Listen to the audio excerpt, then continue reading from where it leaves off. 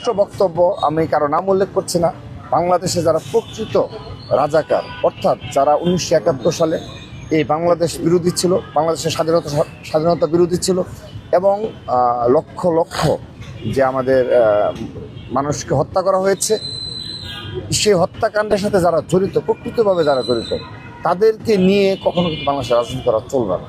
সে আপনি যতভাবে যত নেগেটিভ তৈরি করেই, যত বয়ান তৈরি করে বোঝান না কেন যে তাদেরকে এই তরুণ প্রজন্মকে আইডল হিসাবে দেখাবেন, পারবেন না।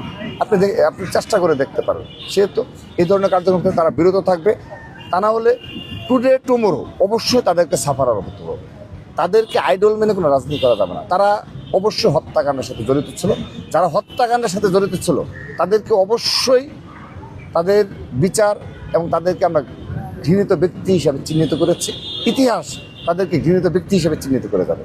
তাদেরকে কখনো নায়ক বীর হিসাবে চিহ্নিত করা যাবে না। যারা করবে তাদেরকে অবশ্যই তার পরিণাম ভোগ করতে হবে।